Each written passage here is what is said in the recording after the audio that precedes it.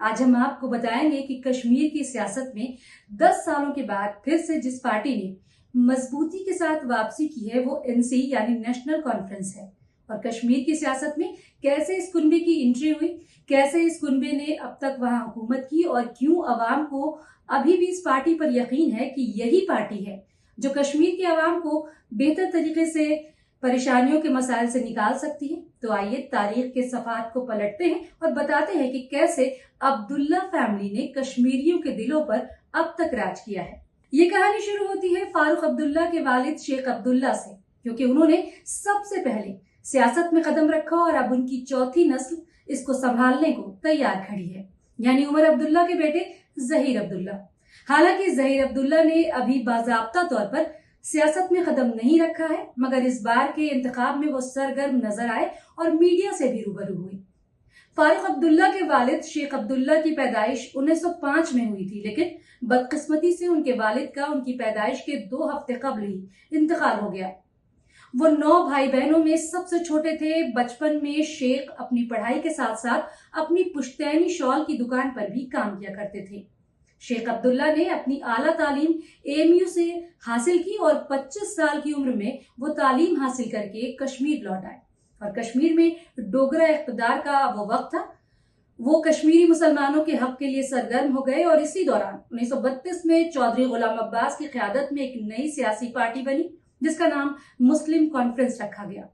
शेख इस पार्टी से जुड़े और अपनी लीडरशिप स्किल से मशहूर हो गए। इसी बीच 1937 में खान अब्दुल गफ्फार खान ने शेख अब्दुल्ला को जवाहरलाल नेहरू से मिलवाया। उसके बाद शेख ने नेहरू से मुतासिर होकर 24 जून 1938 को मुस्लिम कॉन्फ्रेंस का नाम बदलकर नेशनल कॉन्फ्रेंस रख दिया। हालांकि नाम बदलने पर पार्टी में बगावत के सुर भी उठे और सरबराह चौधरी गुलाम अब्बास ने यहाँ तक कह दिया कि शेख अब्दुल्ला हमारे हाथ से निकल चुके हैं, और उन्होंने नेहरू को अपना सियासी उस्ताद मान लिया है। और अब इस पार्टी से मुसलमानों के अलावा हिंदू और दूसरे मजाहिब के लोग भी जुड़ने लगे। आजादी के वक्त शेख तकसीम के खिलाफ थे, जिसकी वजह से वो मुस्लिम लीडरान के निशाने पर भी रहे। तकसीम के वक्त राजा हरि सिंह इंजमाम का कोई फैसला कर पाते, इससे कबल ही कबायलियों ने कश्मीर पर हमला कर दिया, जिसके बाद जल्दबाजी में राजा हरि सिंह ने हिंदुस्तान के साथ कश्मीर के इंजमाम का फैसला किया, जिसकी हिमायत शेख अब्दुल्ला ने भी की। शेख अब्दुल्ला को वजीर आजम नेहरू दिल्ली और कश्मीर के दरमियान एक पुल की तरह मानते थे। इसीलिए 1947 में राजा हरि सिंह पर दबाव बनाकर उन्होंने शेख को कश्मीर का वजीर आजम मुकर्रर कर दिया। लेकिन बाद में 1953 में नेहरू ने शेख को इस ओहदे से हटाकर बख्शी गुलाम मोहम्मद को उनके ओहदे पर फायज कर दिया। और ओहदे से हटाए जाने के कुछ देर बाद ही शेख को गिरफ्तार करके जेल भेज दिया गया। अब आप सोच रहे होंगे कि जो नेहरू हर फैसले के वक्त शेख से मशविरा करके कोई हतमी फैसला लेते थे, तो अब उन्हें जेल क्यों भेज दिया गया? तो इसके पीछे की वजह कश्मीर को आजाद मुल्क बनाने की बात थी। खैर, अब्दुल्ला 11 साल जेल में रहने के बाद 1964 में रिहा हुए। तब तक वो कश्मीर की आजादी की मांग को फरामोश कर चुके थे। अब बात करते हैं अब्दुल्ला कुनबे की दूसरी नस्ल यानी फारूक अब्दुल्ला की। कहा जाता है कि शेख अब्दुल्ला की बेटी खालदा उनकी काफी करीबी थी, लेकिन जब विरासत सौंपने की बात आई तो शेख ने अपने बड़े बेटे फारूक का ही इंतखाब किया।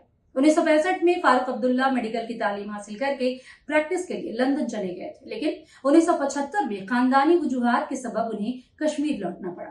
तकरीबन 6 साल बाद शेख ने फारूक को समझाया कि वो एक नौजवान हाथों में पार्टी की जिम्मेदारी सौंपना चाहते हैं। उन्होंने फारूक से कहा कि वो एक डॉक्टर की हैसियत से ज्यादा एक लीडर बनकर आवाम की खिदमत कर सकते हैं।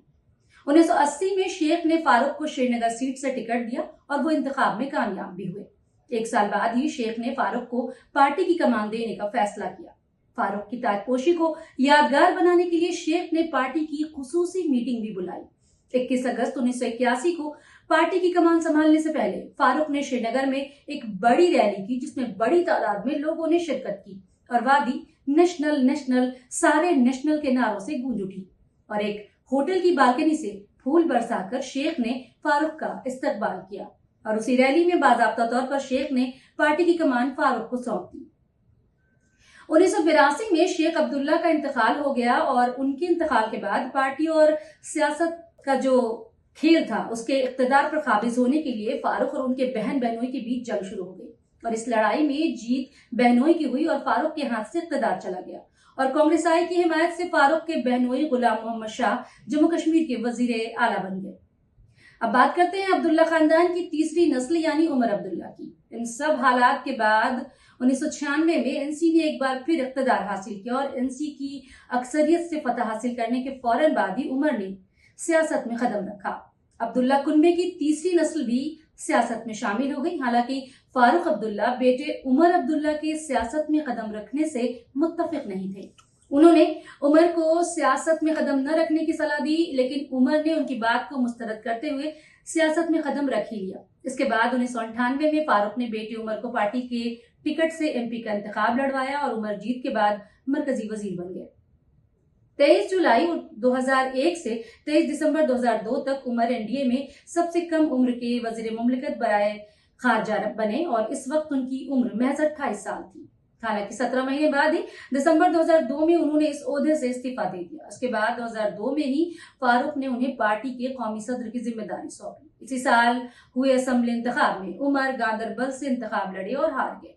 उसके बाद 2008 में फारूक और उमर दोनों ही कश्मीर के वजीर आला के ओहदे पर फायज होना चाहते थे, लेकिन पार्टी का एक मजबूत धड़ा और उमर की वालदा भी यही चाहती थी कि उमर ही कश्मीर के वजीर आला बने और इस तरह 2009 में शेख अब्दुल्ला की तीसरी नस्ल के चश्मो चराग उमर अब्दुल्ला जम्मू कश्मीर के वजीर आला बन गए और यहाँ भी वो जम्मू कश्मीर के 11वें सबसे कम उम्र के वजीर आला बने और 2009 के बाद 2024 में भी इस कुर्सी पर अब्दुल्ला कुनबा ही फायज है। हालांकि एनसी को इस बार अवाम ने अक्सरियत से चुनकर इख्तिदार पर बिठाया है, लेकिन इस बार अलायंस में कांग्रेस भी एनसी के साथ है और इस बार भी उमर अब्दुल्ला के वजीर आला बनने का ऐलान फारूक अब्दुल्ला ने ही मीडिया के सामने आकर किया।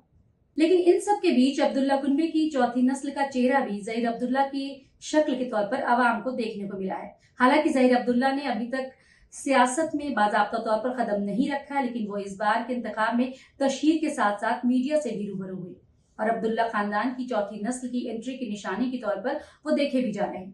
क्योंकि जब ज़हीर 6 साल के थे तब उन्होंने भी अपने वालिद की तरह सियासतदान बनने की बात कही थी। हो सकता है कि बचपन में उन्होंने वालिद से मुतासिर होकर ये बात कही हो, लेकिन उनके सियासत में आने के इम्कान हकीकी भी हो सकते हैं, क्योंकि वालिद और दादा की तरह ज़हीर भी एक सियासी घराने में पैदा हुए हैं और सियासी माहौल उनकी विरासत है। ज़हीर वेस्टमिंस्टर यूनिवर्सिटी से मास्टर की तालीम हासिल करके दिल्ली लौट आए हैं और फिलहाल वो दिल्ली में लॉ की प्रैक्टिस कर रहे हैं। अब देखना यह है कि अपने दादा और वालिद की तरह वो बाज़ाब्ता तौर पर कब सियासत में कदम रखते हैं।